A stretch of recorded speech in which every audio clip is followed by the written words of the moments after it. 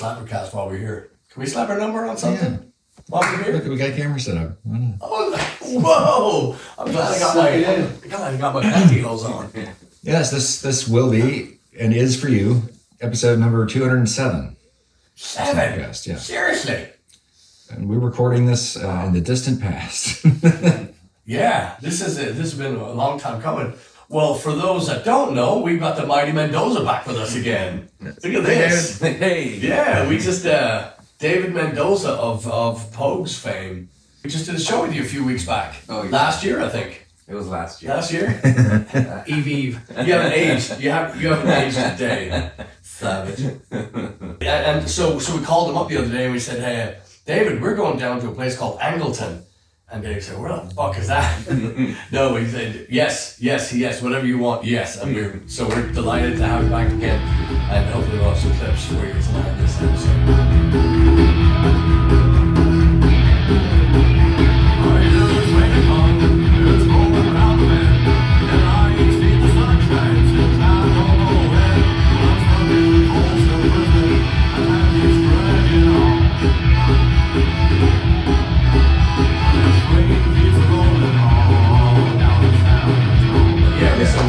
Threw him in the van, and Turbo was already in there. Turbo said, where are we going?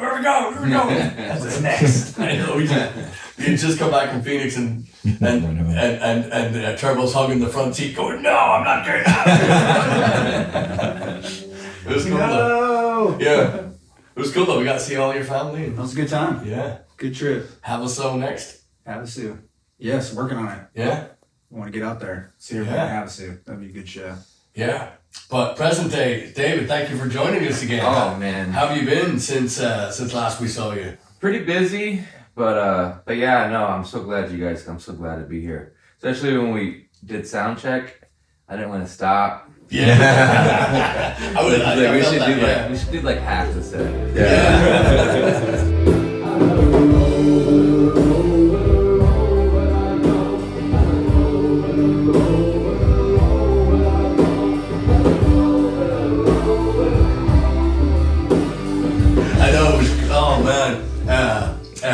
Pair of brown eyes. Oh my God, that accordion. We may have to record that. We may have to record that song. That song is my anthem.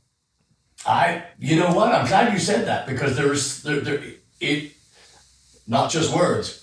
That felt like that was special. Yeah, I love that song. That's the first Pogue song I ever learned. Wow. Oh wow. Yeah, and just those chord changes are so unique. Even though they're very simple, but the pattern is so unique, you know? And you know, that A minor to that C, you know, I only move like one finger and I can get all three chords, you know what I mean? But it has so much dynamic, you know? Oh, I couldn't agree more. Could not agree more. That song for me became special when we first played it and it was okay. It was played well. I like the kind of waltzy bit in the middle. But the one time that long ago when we used to have the monitors on the floor and 1,000 watts of guitar screaming at you and 10,000 watts of monitors coming back and drums all over the place and then room noise. But there was one time in particular, it was like the clouds parted and it got clear for a minute and I heard Chad's backing vocals on the chorus. And I looked at him and I said, have you done that all the time? He goes, yes, motherfucker. And I was like, oh, that's good. Because I mean, we're hanging on, right? We were just those days. You're just hanging on. At the end of the night, you go, yeah. You know, just. But the first year or so, you and I only had that first board we had only had 2 monitor mixes on it. I know. And you and I shared one. Oh man.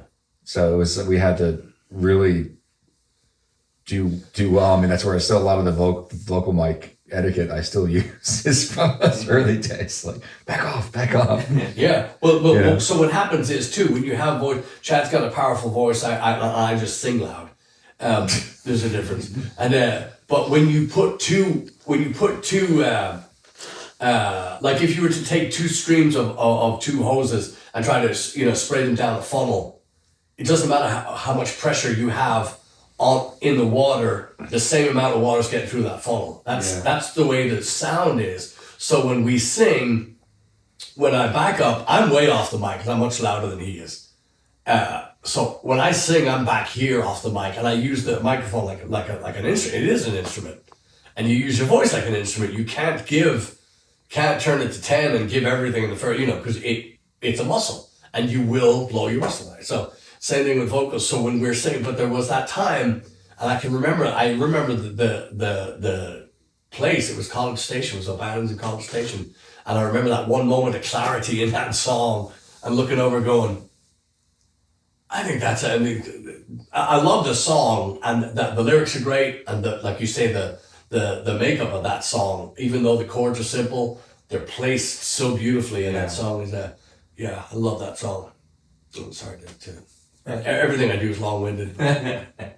But we do have, and unfortunately sometimes that experience is called into play from just years of not being able to hear jack shit and kind of going off of vibrations and the force to try to figure out where you are in the song.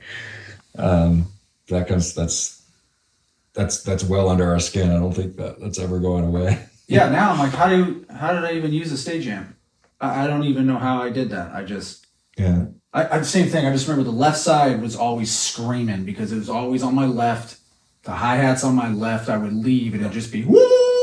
And I was just like, why do I have a headache until the next day? Yeah. And it was just because you had to turn it up. To get over the drums, I'm like, just turn it up as loud as it goes. Yeah. Same thing. And now I'm like, oh man, I know this is it. Oh yeah. I didn't realize how much I love a soft pillow. I'm like, this is so nice.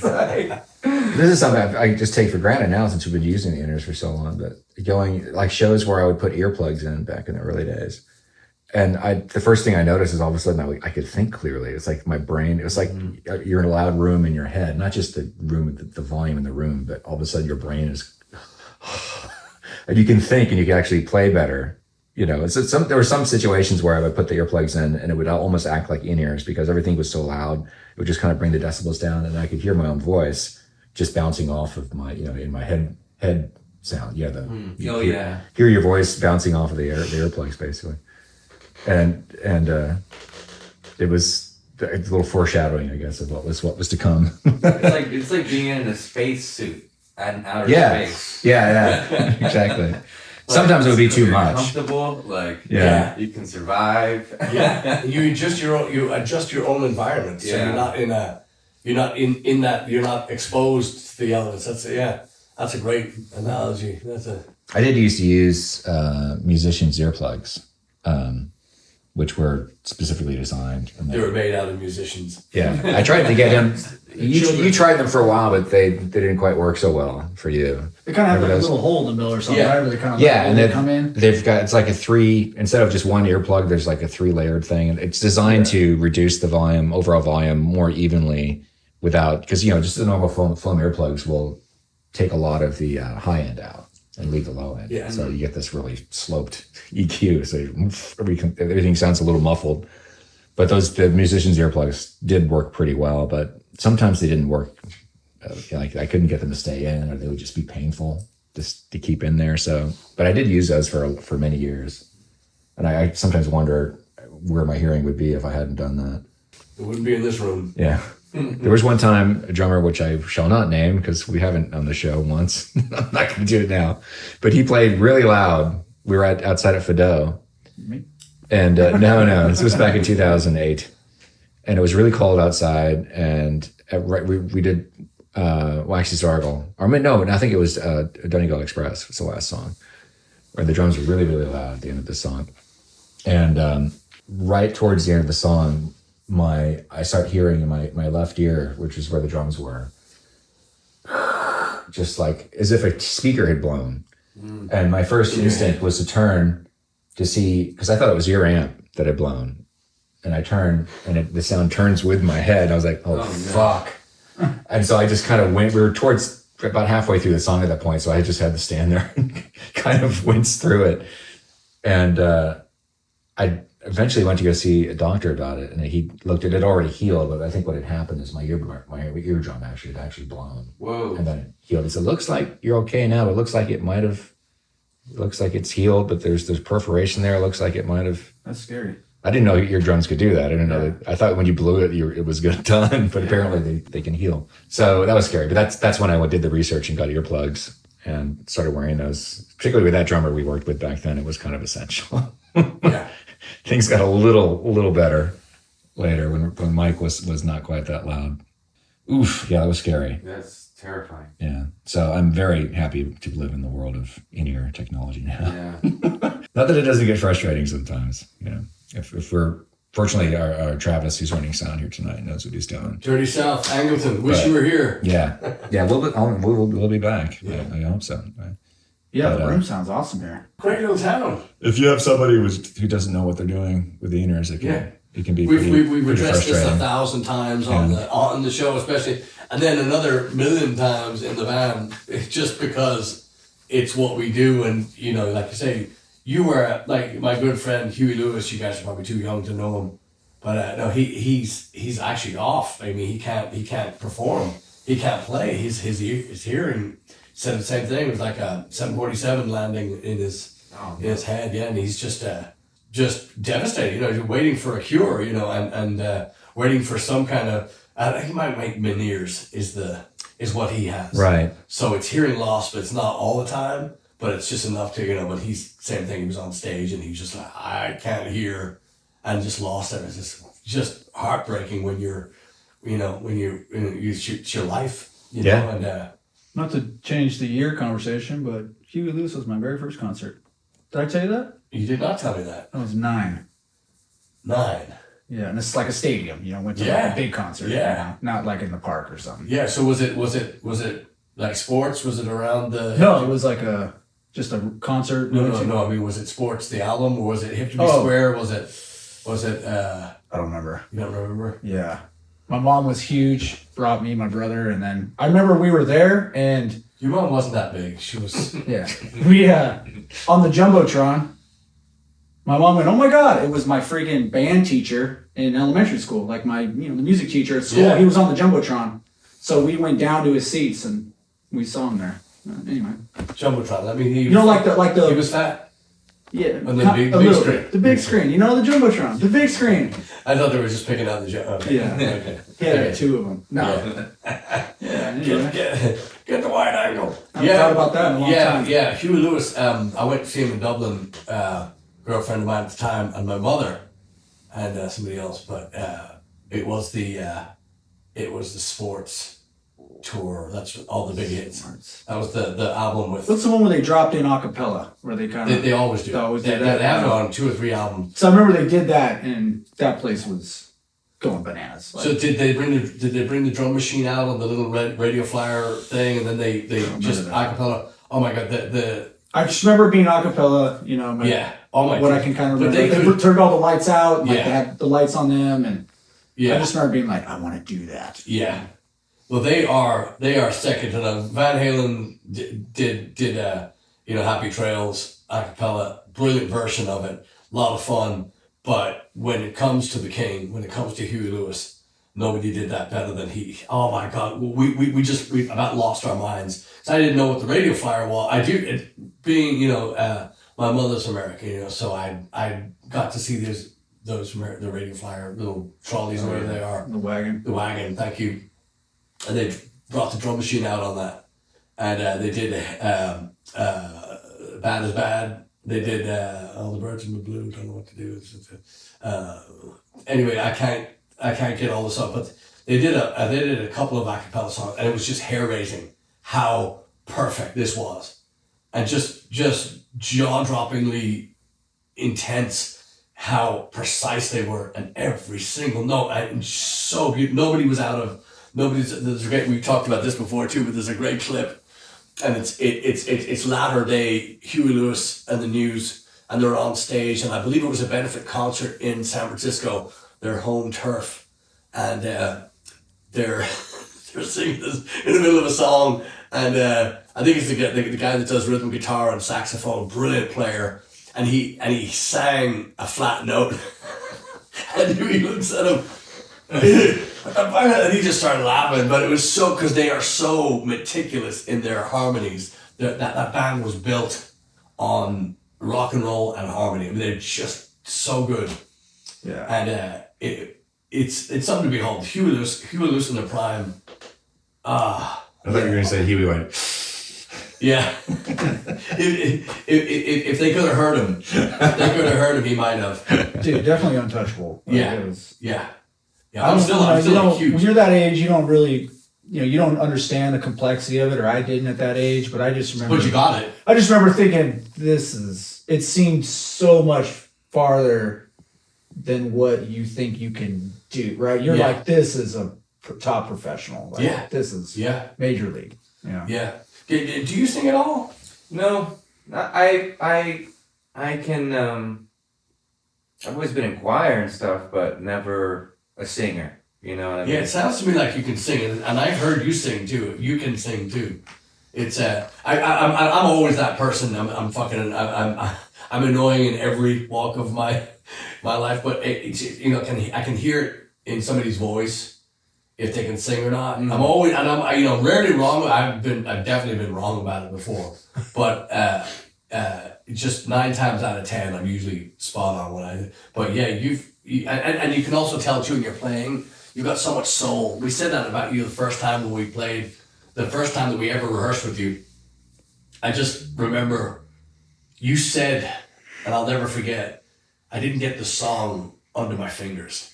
And I thought to myself, that's a musician's phrase. You can't say that as a bricklayer, you can. I'm just saying, but that meant something to me because you said I didn't have the song under my fingers. You were talking about a gig that you did, and I never forgot that because it was that carried a lot of weight. Yeah, that statement is not just I fucking made a mistake. That was a heavy statement. And I got it, and again, that's when I thought, and we've all sung your praises behind your back. Well, don't tell him. I know, I didn't, but yeah. So much for that. Yeah. You just realize they're setting up a vocal mic right now. I just text the guy, I'm like, He's what's ready. this? Yeah, he's ready. But that carries, when you carry that much soul. It's rare that there's not a note in there that needs to be. So that's the way. And your speaking voice too. You have a great delivery. You don't have it's not the singing thing to me is it's so huge. Good singing in time, singing in tune. Means everything, some of the bands that I was talking about earlier, that do the songs that are just easy. They're only doing it because there's no effort in it. Yeah.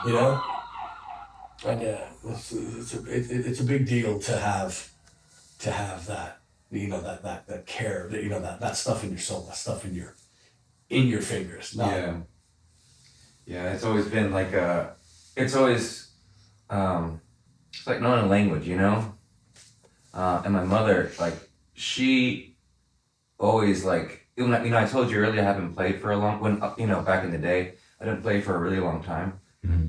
But, not because I didn't want to, just because I didn't have an opportunity. But my mother always said, you gotta get back to it. It's who you are. It's in you. It's like, it's your language, Yeah.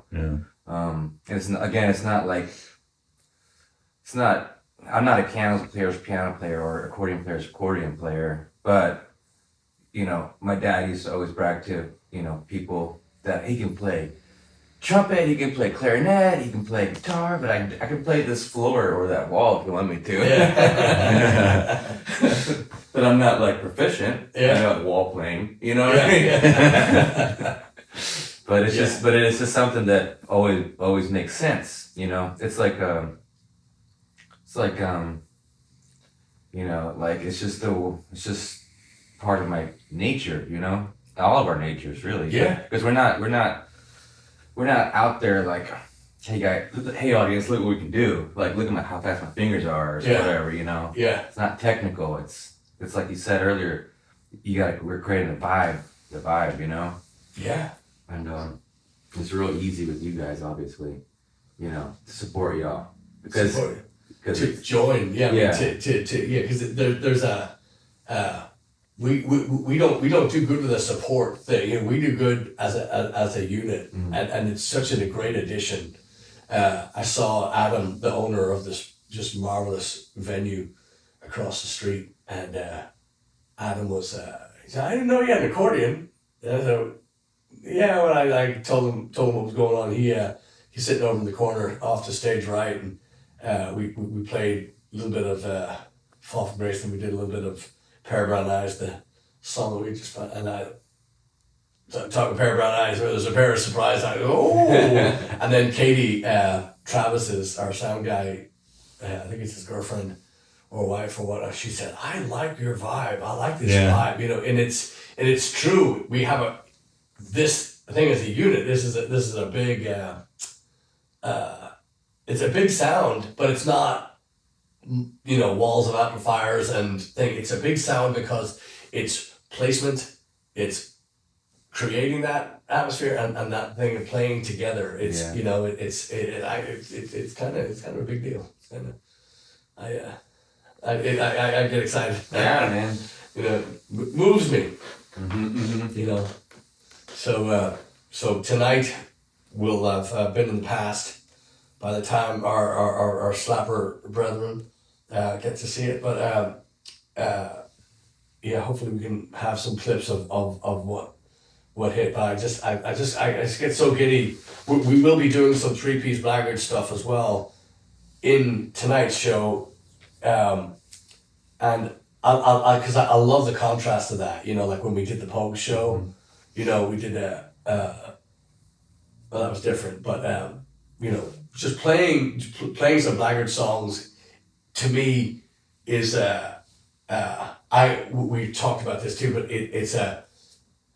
there's a whole new side to it that we haven't seen yet, because we'd asked you about maybe like El Paso or some of these newer tracks that were written, but I'd love to hear how that sounds, which we will do at a later date, to be continued. That'd be cool to get in the studio and because it's, you know, new for me too. Yeah. You know, so it'd be cool to kind of see what we can do with it. Yeah. Yeah. Wait a minute. 207 episodes? So it's 207 weeks? So long? Yeah. Yeah. Since 2019. That just clicked for me right there. Yeah. It's all right. Some of us take longer than others. Big hit. I held on too long. You know, they're like, let it go. And I'm like, no. Yeah. It comes out that way. That's Yeah. cool. 207. We're coming up on the 4th year. Yeah. It's crazy. Yeah. That's next month. Huh? It was February 2019. We started. Oh, wow. So, yeah. Wow, I wasn't even born. It's like February Darn it. 6th or 7th. Yeah. We're just a few weeks away from the 4-year anniversary. Yeah. Wow. I'm leaning into this kid thing as long as I can. Yeah. Yeah. Speaking of leaning in, I think we should lean in and kill something. You guys, Yeah. do we have any songs to kill? Any songs to I do. shine a light on? I do. You do? Mm-hmm. Sounds like we got it first. Okay. I hesitated on this because I wasn't sure. I know I've killed one song by Guns N' Roses before. I killed November Rain a few months ago. Oh, yeah. So I'm going to kill Paradise City now. I'm pretty sure nobody's killed this one yet. I thought we killed that one. Did we kill it? Kelly. our loyal listener, Kelly Navarro, keeps track of the stuff when we don't.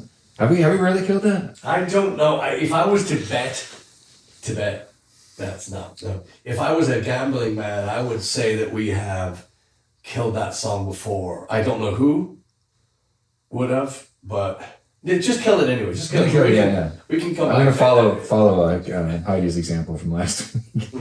Just take it out.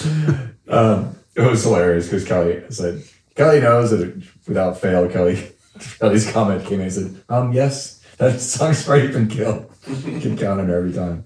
But anyway, Paradise City, it's funny because that's a song, I'm kind of concentrating on the 80s now. I've done this for a couple of weeks, I think. And that's a song that you still hear all the time. And it is kind of remarkable to me that the Guns N' Roses then, even now, they still don't sound like an 80s band to me, but that was very firmly the 80s. That was like 1987, I think, when that album came out.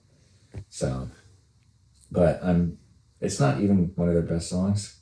So it's kind of like November Rain, where I hear it so many times that I just can't deal with it. Trevor looks uncomfortable. Is that the long one? November Rain? Yeah, that's the real long one. Yeah. Oh God! But I have to say that guitar line at the end. That is I cool. love that fucking line. I don't know if I ever made it that far. Yeah. Again, with all these, it's not like some of these songs aren't all bad. It's just that we've been subjected to it for years, yeah. And my friend Brendan, who's the co-host on Prodigious Saps, my other podcast, he told me that when he was a kid, when that song came out, for the longest time, he thought they were saying, instead of Paradise City, he heard Very Nice City. And if you get that in your head and listen to it, it sounds like that's exactly what they're singing. Take me down to Very Nice City. So I kind of wish those were the lyrics. That would be great. So anyway, I'm going to replace that with another song from that same year. I'm pretty sure it was the same year. Might have been 88, by Public Image Limited, called Seattle. Did any of y'all know this song? Mm-mm. The title of the song doesn't really have much to do with the content of the song, except I think that's where Johnny Lydon was when they wrote it, or when he wrote the lyrics, I think. But it's almost like, you don't know who PIL is, Public Image, right? This is a band that Johnny Lydon or Johnny Rotten started after the Sex Pistols broke up. I thought he had another band before that. Maybe he did. I think so. It doesn't matter, but yeah. I think you're right. He did, very briefly. Yeah, because the MTV wouldn't let you blink without. Yeah. So I think there was another band in there. I could be wrong. But he is, and I hate to say it because I hated it. I liked the idea of the Sex Pistols. I couldn't take the music because it was so fucking messy. It was just so good message and God Save the Queen and all that, and good, but it's just so sloppy. Because right around the time Iron Maiden were finding their feet, whereas that's where I got on. They were being offered all this money to cut your hair and fucking play punk. Mm. They would have been 10 times, but they wanted to do all the proggy stuff, get their get in, and I'm glad they did. However, bands like The Clash and Sex Pistols and all this stuff was great energy, and I appreciate it now. But back then, to me, it was sloppy. They couldn't play. They were all over the place.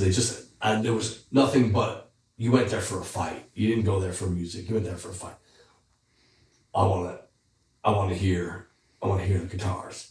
I want to see those fucking drums. I want to hear that drummer fucking wrists. But I was just fucking way into it, Just give me, drive this fucking train, So, sorry. Public Image Limited started off as kind of a sloppy band as well. Yeah. I've heard a few of the first rounds. They're not really that great. But at some point, it's like their second or third album, he fired almost the entire original lineup and got a new band together. And from there on, the music got really good. And Seattle in particular is just a really riff heavy song, and it's a very groove heavy song. And you still have, if you don't like Johnny Lydon's vocals, you're not going to like because it's I don't like the look of this town. It's like, what's the name of that this is making me searching for a name again.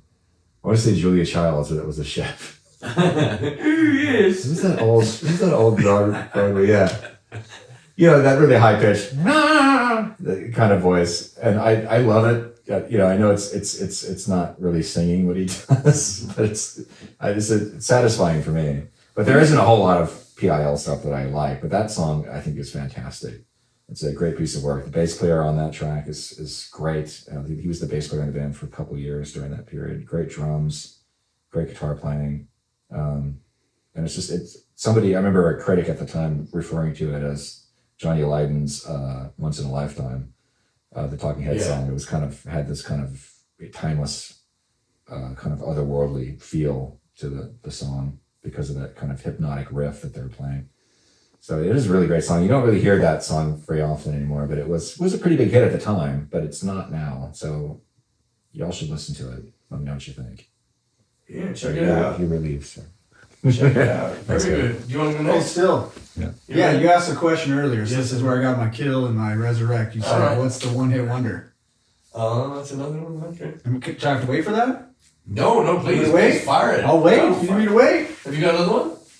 Yeah, no. Yeah, then hang on to In the search for what's your favorite one-hit wonder, I got the one to kill, and it's gonna because I went, oh, Do it. man, what song do I listen to when I was young? Like, what's the one-hit wonder? And I'm like, I used to listen to Vanilla Ice. It was Ice Ice Baby. I put my shorts down as low as I could, the hat down. I remember the closet mirror as a kid. Like, I'm gonna be a rapper. Very short-lived, but I went, I'm killing this song. This dude made me believe that was cool. I was like, today, that's when I was up there setting up the drums, and I'm like, oh my gosh. I was like, how long was my life that I spend on that? Like, oh man, you know?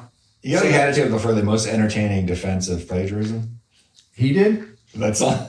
Oh. Because the bass line? Yeah. Was that entertaining? Was that entertaining just because it was stupid? Yes. Yeah. Exactly. Entertaining is a stretch, but I'll give For those of you who don't know, you know what I'm talking about, right? Yeah, he said, well, no, it's not da da da da da da. It's da da da da da da. No, it's Oh yeah. I da forgot da about da da da da da da, and he thought that was now it is. Really? He literally defended it from that. Yeah. I mean, it's an extra I think beat. I even got a Dallas Cowboys hat too to go along with it. Well, don't say that, Marker. Don't put that on fucking tape. What's wrong with you? We all grow up and learn. Lesson learned. He's like, I'm dying. Yeah. But then my other one hit wonder, this will be my resurrect song. I freaking still love this song. It's Crash Test Dummies. That. I love that song. I can still listen to it. It freaking puts me to sleep. Wow. Yeah. That song's unique too, because it's because of the subject matter. It's pretty heavy subject matter in that song. The people he's singing about, it's intense. The shit that they're going through. You know? Yeah. Because every person he talks about is like their story, like their situation. Yeah. It's like, you know, like looks like a woman that has marks all over her body. Yeah. And just really, Kind of picked on but you don't really say why they're there. Yeah. You know, it's deep. You know, it's for a song that was a big hit. I mean, that was a heavy song. Yeah. Yeah. Yeah, I just remember like these songs popped out when you asked me that. I'm like, what song do I like now that would be cool? Which one I can kind of make work? What was the one that I just listened to on repeat and I just put it in? I'm like, all right, I gotta be honest. These were two of them. Yeah. So. Yeah. What happened to those guys? They never. I don't even know another song they did. I think they had another one that was kind of a B-side to it, but I remember. I remember. I think I bought the record, right? God Shuffled His Feet. It's kind of hard to forget that title. I never bought it, but I just remember the title of that record. Yeah, I thought it was a clever idea. I thought it was good. You know, the band. I never knew anything about them, but I just thought it was clever. You know, it was like the president, the presidents of the United States. You know, that band. I was like, that's kind of cool. I like when people find that. Oh, that's glaringly obvious that it should be a band title and nobody's taking it. I'll use that even if it's only for a song or two. But yeah. Would you like to kill a song, or would you like to resurrect a song, or? I have a hard time killing a song, but Just shake your finger at a song. yeah, I'll Just make people upset. Yeah. No, I guess I finally got Spotify. I'm like a paying customer now, and so I going through songs. The other day I spent like 4 hours collecting songs so I could like them, so you can play your like songs. You know. Yeah. And I spent all morning doing that. But there's like a few songs that I'm like, I can't unhear the commercial. Yes. You know, or the commercial. How it became so like so. If I would probably Hotel California. Oh, you know, that's a great song to kill. Just take a break. You know what I mean? And again, That's exactly the spirit of this whole segment. Yeah, well, you see, that's the thing. So yeah, that's what. So we've said a million times, it's not to kill it because it's shit. It's kill it because we're fucking sick of it. Yeah. That's the end of it. So that's why. So there's no, and I detest especially musicians that say, no, that band's fucking shit. You go, no, that's cheap. That's short-sighted. That's not right. You know, no, they're not. Motley Crue, yeah, okay, maybe, yes, you know. But when you say, and again, you can't say Tommy Lee's a bad drummer. Right. I do not like Motley Crue, don't like anything they ever did. But you can't say Tommy Lee's a bad drummer. Yeah. So, you know, so the band's not shit. I don't care what you say. And I disdain, I have no time for them at all. So, all that to say that You just want to stoke this fire right now. yeah, I just, you know, I feel the same way about Poison. And I don't know their drummer, but he's probably okay. Guitar player is decent. Singer, nah. Bass player, no. But do I have the thing? No, I don't have a thing to say, you know. So, anyway, so that's Kill. A song that you love that people might not know, or a song from the past that probably needs to be aired again and show a little light on. Yeah, and I feel stupid because I don't remember the band name, but one of my favorite songs is "Come and Get Your Love."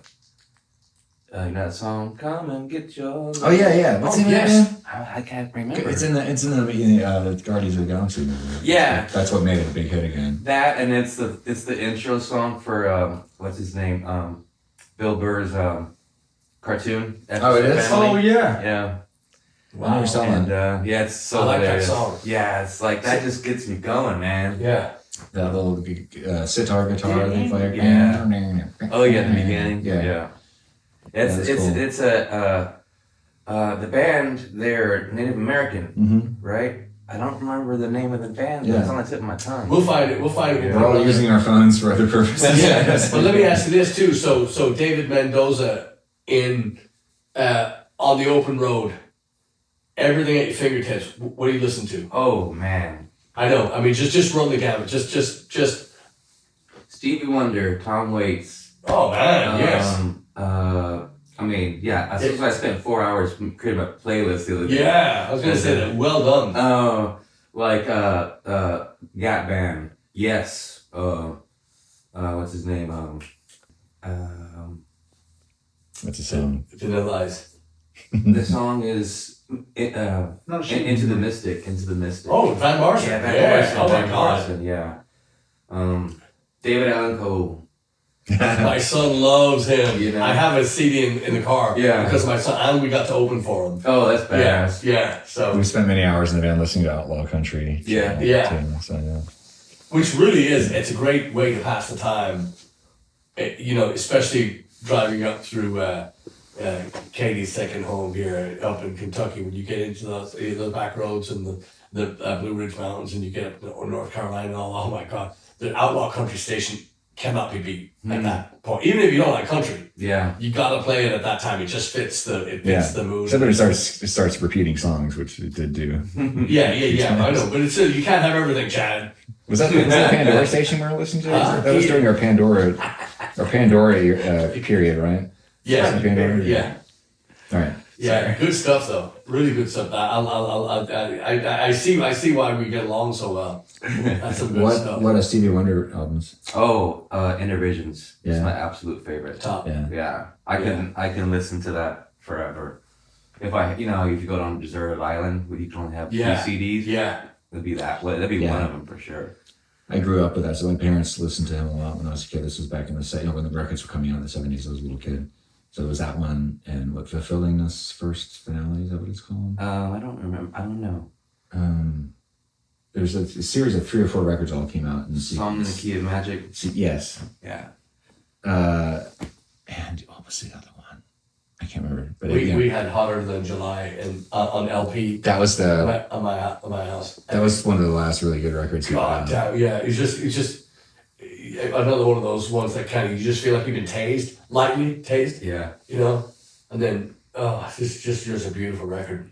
Really, really well. Boogie on Reggae Woman is on that one, I think. Yeah. That was one of my dad's favorite songs. Wow. But yeah, every time I hear that era of Stevie Wonder, it just takes me back to my youth. Yeah. You know.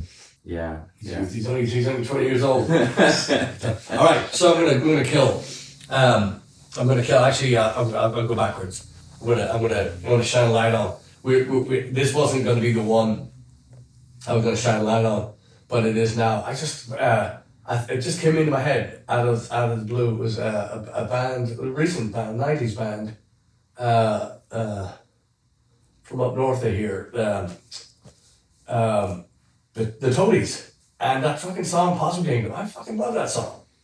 I still like that song. We used to cover that song as an acoustic duo, trio, and it's just a great groove and a great, because I think it was because we were playing Brain Stew last night, messing with that. It's just a good, guy's got such a great voice, the band's so good. It's one of those things. The song that I was going to do, just so you know, was going to be Lonesome Rider by Volbeat. Great kind of heavy rock band out of Europe, but I'm gonna try. Hopefully she's not watching this. Study, do your homework wherever you are. I'm trying to get my daughter to sing back up on it, or sing. It's a duet. It's but I just think that the harmonies and the power of the song is pretty good. That was going to be the one, but that for some reason, I think it was because we were playing that song. So Shine a Little Light On, or Resurrect, or whatever you want to do with the Toadies, Possum Kingdom. Good song, good groove. Song to Kill was and we lost it because I started talking about Steve. No, it was Paul McCartney. I was thinking, why do I Stevie Wonder, and he did some average shit together, but Paul McCartney's Band on the Run. That was another record that we had as kids, or a cassette. I want to say it was on cassette, and we had it in the van when we used to travel all over Europe. And that fucking song, The title song? Yeah. I thought you killed that one, right? Did I?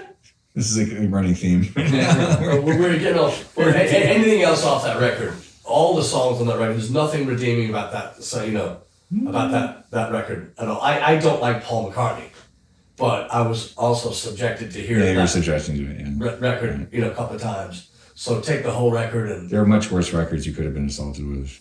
It's pretty bad. It's pretty bad. I'm like, again, not a Paul McCartney fan, and that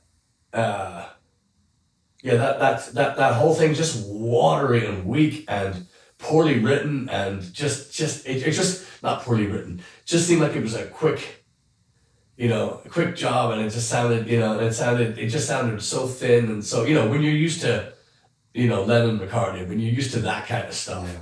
And then you get this kind of, or you could have, if you like the fragrance, if you like this, Elizabeth Taylor fragrance, maybe you like, Well, the reason I say it is because Band on the Run is usually referred to as his best solo records. So no way. So yes. Is it really? Yeah. Oh, he needs a new agent. Yeah. He needs a new press agent.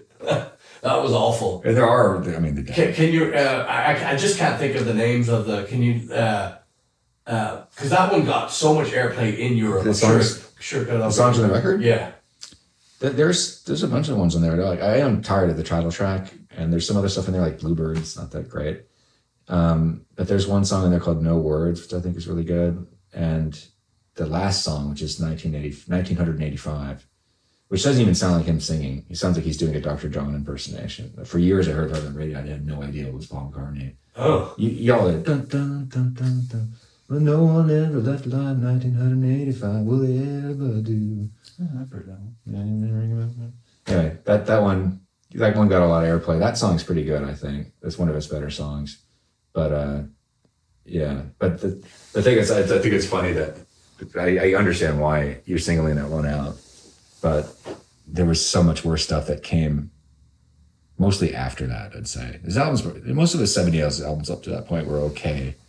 And that one was really All right, let's just take that one, let's put it aside. Yeah. Let's just take Meatloaf. Okay. And we'll just do 2 out of 3. Kill it. Okay. There you go. That's my 2 out of 3? Yeah. How's that one go? 2 out of 3 are bad? Yeah. I want you, I need you, there ain't no way I'm ever gonna love you, so be sad, just 2 out of 3 are bad. I would sing it for you, but then I'd have to do it. Then kill yourself. Yeah, I'd probably just be shot and drive by Angleton. So did you resurrect one yet? Yeah, the Toadies. The Toadies, that's right. Yeah. Okay, yeah, okay. It was going to be Volbeat, but So One Hit Wonder? no, that's a different episode. I thought that was today. No. Oh, damn it. I was all excited about it. No. We didn't tell David. I thought we talked about it on the ride down. Yeah. Well, you were there, weren't you? Yeah. Yeah. I just blew that. All right. Well, we can do it. But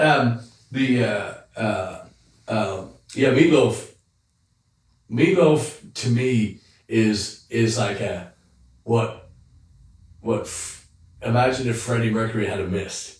You know what I mean? Like he Freddie Mercury said, "I'm gonna do that," but imagine if he missed. Like, oh fuck. That to me is Meatloaf. And Meatloaf was as did he die recently? Last year, yeah. Okay, good. Or 2 years ago. No, he Ouch. His name is Robert Paulson. I like that movie. Me too. I like that movie. And he was good in that movie. He was. He was really good in that movie. I gave him a plus Don't talk one for about that. it. Don't talk about it. Yeah. Yeah, first rule. In death, someone has a name. Yeah. His name is Robert Paulson. I'm glad you knew that. Oh yeah, right away.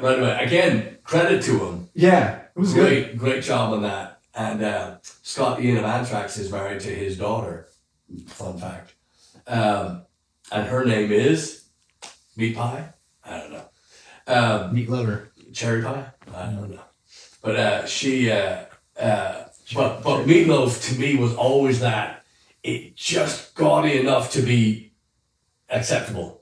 Just a little under that, and you'd kind of be like, "What are you doing?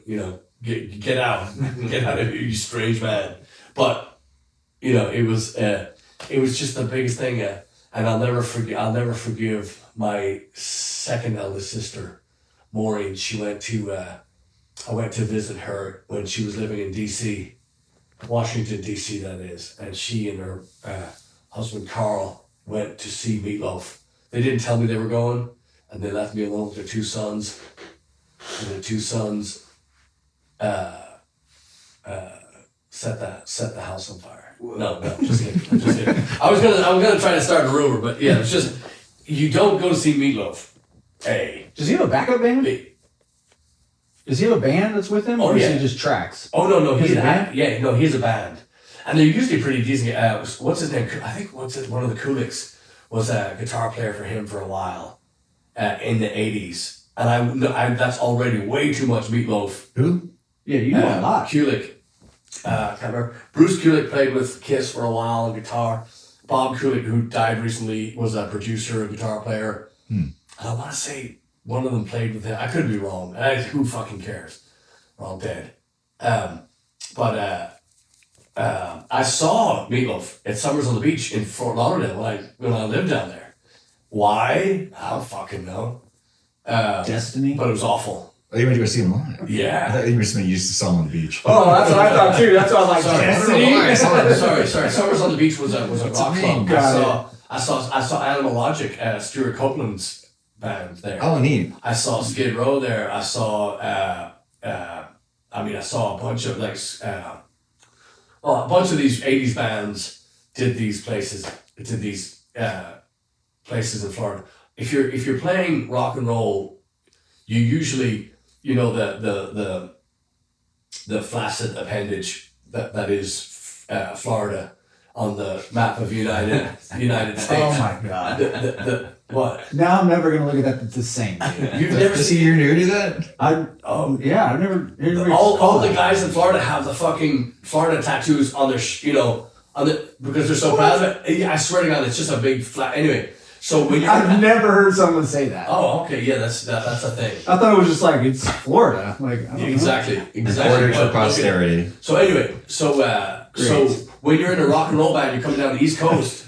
This is for the sake of the camera. So you come down the East Coast. You never come down. You always just Straight to Louisiana. Yeah, you just bypass it, and it was always the way. So anybody that would come down, we'd go see these shows. And of course, Disney got bigger and bigger and bigger. They brought stuff down, and Florida's grown tremendously. Not it's still, Not like that. but it's still a shower. It's still limp, and it's still a shower. Not a grower. I think it means a shower. Yeah. But Yeah. Oh man. Yeah, we I'm kind of. gonna share this as if like I came up with it. I'm like, oh, you didn't know that? Yeah. Dude, everybody knows that. Parker. Yeah. So anyway, way too much time on Limp, Florida. Limp Florida. Yeah. The shower. Yeah. Oh man, that's great. See, the more you know. Now I'm gonna be like, are you on the base? Or where are you? Do you live on the? I live in the knob. Or are you the Key West? Are you the dribble? Yeah. Do you measure from the bottom or the top? Yeah. I'm the shaft. Yeah. West Palm Beach down there. Oh, Yeah. that's good. That's funny, dude. Yeah. Sorry. Just All of derailed a sudden, we went to Triple X, Slappers Triple X. So just let your mind wander when we go play in the Keys. Uh-huh. God. Yeah. Anyway, we're going to Ireland in October, and if you would like to come with us, or better still, if you would like to send your wife, no, forget I said that. Yeah. That's a long show. So, yeah. But man, it's been fun. I think that we should get ready to rock, and we definitely want to say to all out there in Slapperland, thank you for watching. Thank you for enjoying our good friend the Mighty Mendoza. Enjoy some of these clips from tonight. Yes. Because we're gonna have a ball playing them. Yeah. Be good. Yeah. All right. Awesome. What do you think? I think that's a show. Thanks, David. Thank you. Let's hit it. Happy to have you here. Yeah, thank you, Patreon. Thank you, Rock and Rollers. Check out blaggards.com and don't forget to the staff.